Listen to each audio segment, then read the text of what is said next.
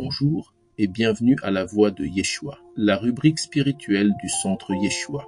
Le thème de notre rubrique de ce jour est intitulé « Appel à la reconnaissance et à l'adoration de Yahweh ». Ce thème est inspiré du Logion 15 de l'Évangile de Thomas, dans lequel Yeshua a dit « Quand vous verrez celui qui n'a pas été engendré par une femme, prosternez-vous et adorez-le, c'est lui votre Père ».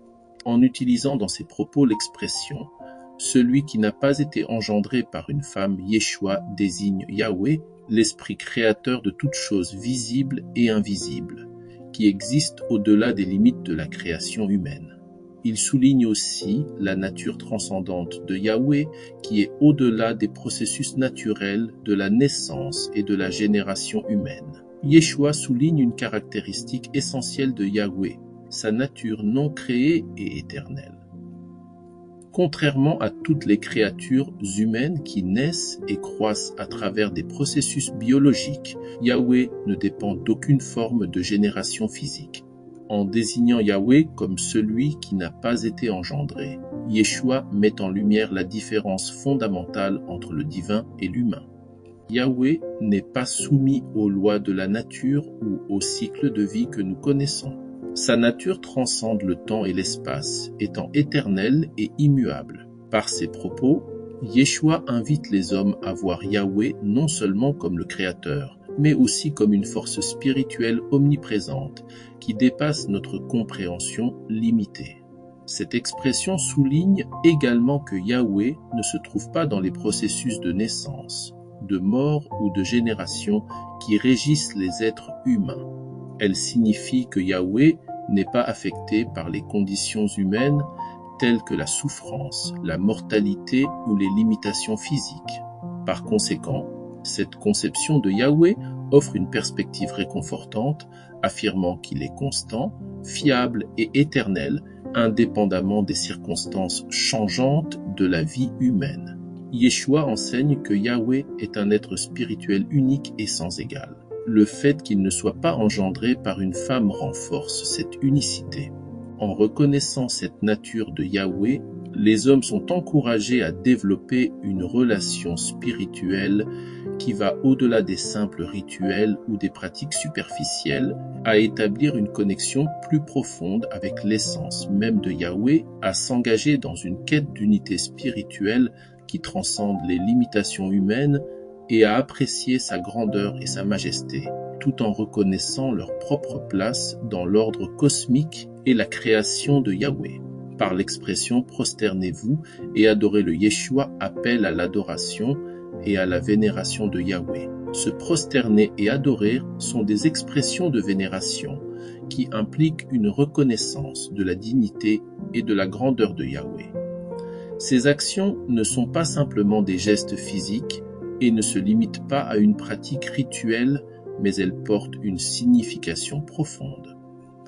Elles signalent un respect total et une reconnaissance de l'autorité de Yahweh, affirmant qu'il est au-dessus de tout ce qui est humain. La prosternation est un acte de soumission qui symbolise l'abandon de l'ego et des prétentions humaines.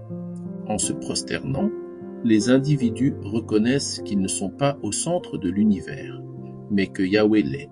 En se prosternant devant Yahweh, les fidèles établissent une connexion personnelle avec lui, exprimant leur désir de s'en rapprocher. Cette posture d'humilité et de respect crée des conditions favorables à une communication spirituelle où l'individu peut chercher et trouver conseil, inspiration et force auprès de Yahweh. En appelant à se prosterner et à adorer Yahweh, Yeshua encourage une spiritualité active où l'engagement envers Yahweh est manifesté par des actions concrètes qui vont au-delà des simples croyances ou pensées et impliquent une démarche de retour vers Yahweh, en clôturant son propos par l'expression « C'est lui votre Père ».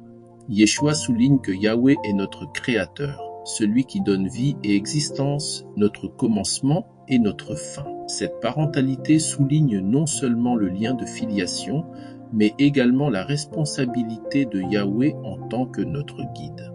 Il ne s'agit pas simplement de donner la vie, mais aussi de guider ses enfants sur le chemin de la sagesse, de l'amour, de la vérité, de la pureté du cœur, de la sainteté et de l'unité parfaite avec lui.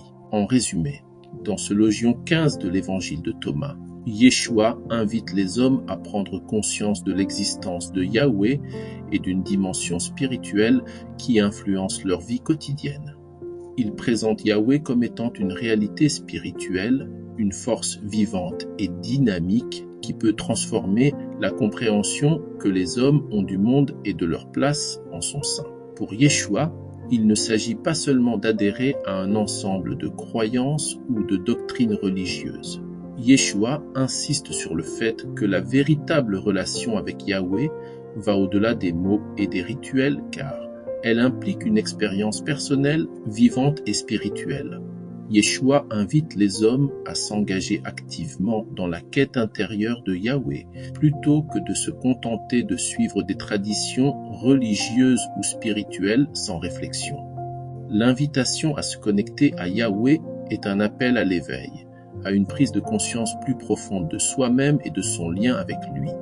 Yeshua encourage les hommes à ouvrir leur cœur et leurs esprits pour percevoir les vérités spirituelles qui les entourent, favorisant ainsi une transformation intérieure, une exploration des mystères du royaume de Yahweh ainsi qu'un engagement à vivre selon ses valeurs.